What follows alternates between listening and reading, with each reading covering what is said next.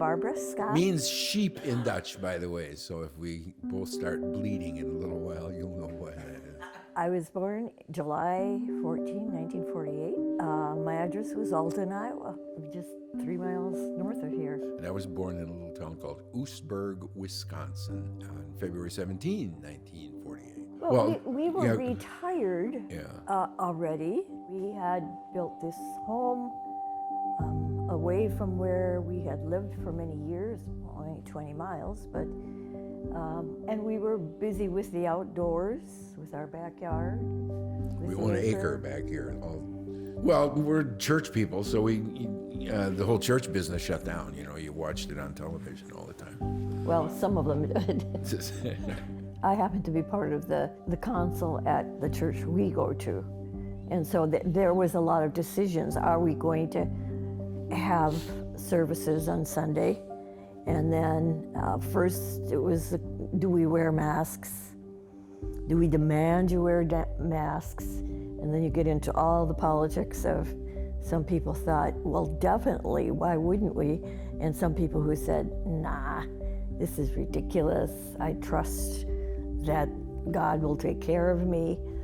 Now, our church, it wasn't too divided. A lot of churches around here was very divided. This is a real story here, but I'm sure it's nationwide. But there was a lot of mask versus real angry not people masking. in churches around here. Yeah, when it picked up its political oompa, then immediately it got really, really bad. Our church was pretty strict, and then actually closed down. But the pastor always had a service. You could, stream the services.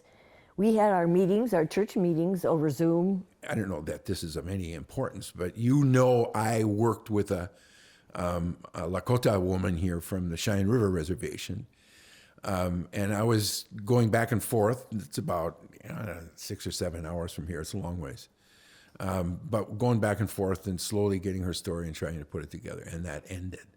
Because Cheyenne River, like a lot of Lakota reservations in South Dakota, it just shut down. And she, carried a lot of weight. She was 100 years old, but she was well known in the community. So she went to the powers that be and said, can Jim come here? Can he come through? And no, there was no way I could do that.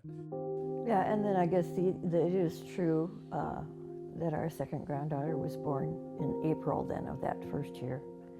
And there was no way that we could get there. Oh, let's see, she was born in April. I think we went that summer. Yeah. Even though, even at that time it was, could we travel all the way to Oklahoma without stopping at a restroom and getting germs? No. So then you take all your wipes and you're terribly careful. And I always said, I think during those years, all the gas stations had wonderfully clean bathrooms.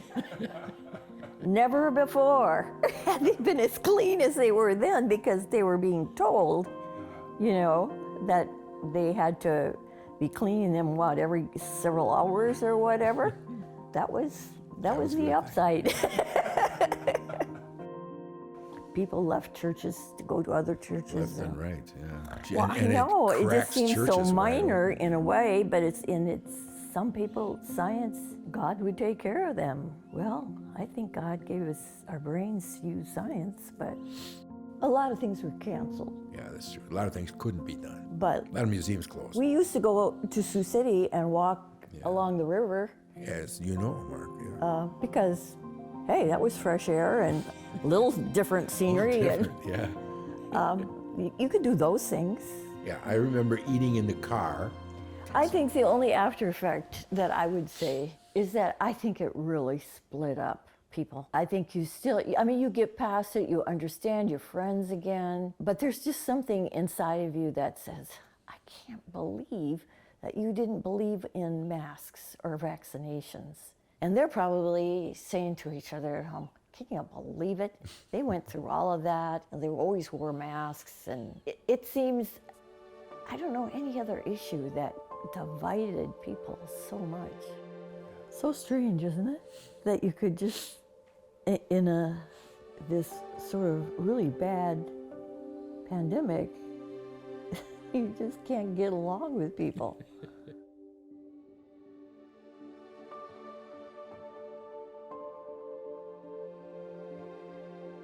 Support for Facing a Changed World, an oral history of the COVID-19 pandemic, comes from the Margaret Ann Martin Everest Foundation, the Kind World Foundation, Humanities Iowa, the Friends of Siouxland Public Media, and listeners like you.